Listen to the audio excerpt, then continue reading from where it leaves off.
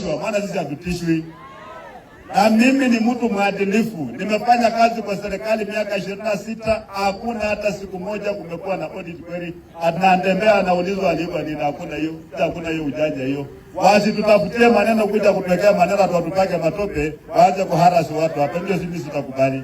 Tension is growing in Kenya following reports that President William Ruto has ordered security forces to raid the homes of two of his vocal critics. According to emerging details, a combined force of armed police officers, members of the Kenya Defence Forces and detectives from the Directorate of Criminal Investigations stormed the residences of former Deputy President Rigathi and former Rift Valley Regional Commissioner George Natembeya, who doubles up as the current governor for Trans Nzoia. Mood in the country.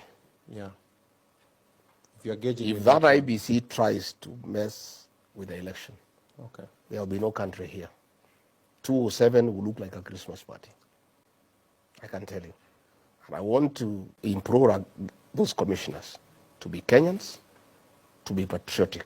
The two leaders have in recent weeks been openly critical of Ruto's administration. Their growing popularity and bold statements have raised political temperatures across the country. This sudden move by the state has shocked many, with a wave of concern spreading through different regions. In Nyeri, the homestead of Rigathi, a large group of his supporters gathered to express their anger over the raid. They blocked roads, waved placards, and chanted songs in support of the former deputy president. Some claimed that the government was using force to silence dissent and punish those who speak against the president. A similar scene unfolded in Trans Nzoia, where George Natembeya has a strong following. Hundreds of residents assembled outside his home and in nearby town centers to oppose the action taken against him. Many expressed fear that the country may return to dark days where state power was used to intimidate political opponents.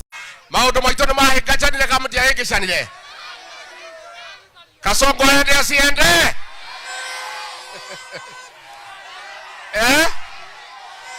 Aende asiende? President Ruto, who has been under pressure from various quarters due to the rising cost of living and slow economic growth, is now being accused of running a government driven by fear and panic. His critics argue that instead of addressing the pressing needs of Kenyans, the administration is spending resources on cracking down on opposition voices. Kuna pesa imepatikana hapa. Makofi wewe. Kuna pesa. Eti governor, sijui ameiba pesa iko chini ya kitanda, hakuna pesa chini ya kitanda. Hakuna. Na leo tutasema hii kwa Bwana Zakayo, Bwana Kasongo, ya kwamba wewe upende usipende wewe ni one time. The unexpected raids have also triggered political reactions at the national level. Leaders from various parties have voiced concern over what they see as an attempt to suppress democratic freedoms. Members of the ODM party, which has a handshake agreement with Ruto's government, have come out strongly to condemn the actions of the security forces. Even leaders who were previously seen to support Ruto have raised questions about the motive behind the raids. Sources indicate that the operation started early in the morning with heavy deployment around the two residences. Security officers reportedly combed through documents, searched homes, and detained several aides and staff members for questioning. The two leaders were not arrested, but their whereabouts remain unknown as of the time of the report. Hatutakubali harassment ya upinzani, intimidation ya upinzani, kuweaponize our justice system kisiasa. Yale tunaona leo wamefanyia Natembeya, ndio leo pia wanatafuta Rigathi awekwe ndani pia. Kijana wetu Salasia wamemshika Ijumaa, wamemweka ndani. So we are saying this harassment of the opposition must stop. Security experts are warning that such operations, if not well explained, can create an atmosphere of fear and unrest in the country. With tensions already high due to the ongoing economic challenges, political instability could worsen the situation and trigger protests in more regions. Aliua watoto wetu wa Gen Z. Akina mama mkiona mjumbe wenu akija kumwambia mfuate Kasongo, mpigie duru. Mtampigia? Neguo.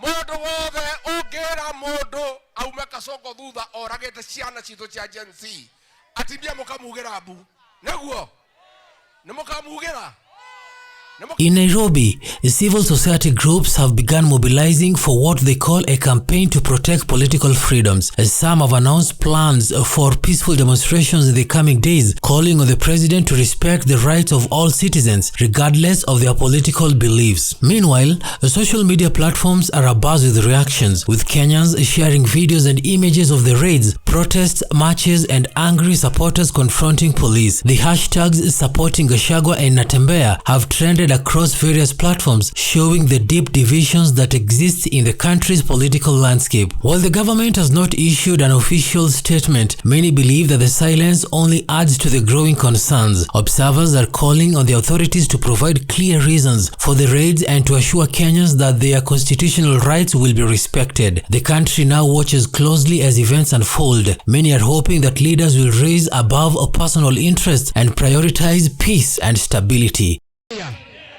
Na mimi nimwambie William Ruto, wewe umezoea kutisha watu, kushika watu. Ati wewe unataka kushika Rigathi Gachagua. Itawezekana? Itawezekana? Mnasema ajaribu? Hata saa hii tumepata habari. Ile governor ya Trans Nzoia anaitwa George Natembeya. Ati wanataka kushika yeye.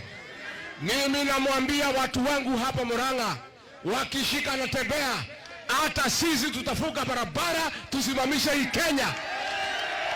As the political climate remains tense, Kenyans are urging for calm, dialogue, and a return to the democratic principles that form the foundation of the nation. With emotions running high in Nyeri, Trans Nzoia, and other regions, all eyes are now on President William Ruto and how he will respond to the growing public outrage. Whether the move to raid the homes of his critics will silence opposition or strengthen their cause remains to be seen. But for now, one thing is clear: the country is entering a sensitive phase that will require careful leadership and respect for the rule of law. Tuma askari hapa kwake wamefanya raid asubuhi ya leo usiku, lakini leo tumekuwa hapa na mawakili na viongozi MCAs wote wako hapa, na ile search imeonyesha ya kwamba hakuna chochote kimepatikana kwa gavana. Walikuwa wanatafuta pesa, hakuna pesa imepatikana hapa. Makofi wewe, hakuna pesa. Eti gavana sijui ameiba pesa, iko chini ya kitanda, hakuna pesa chini ya kitanda. Na leo tunasema hii kwa Bwana Zakayo, Bwana Kasongo, ya kwamba wewe upende usipende, wewe ni one term. Unajua yeye anataka kutawala sisi na nguvu, na haiwezekani. Kati huo mimi nataka nimokoro kama na Moreu, nimokoro kama na MCA, nimokoro kama na senator.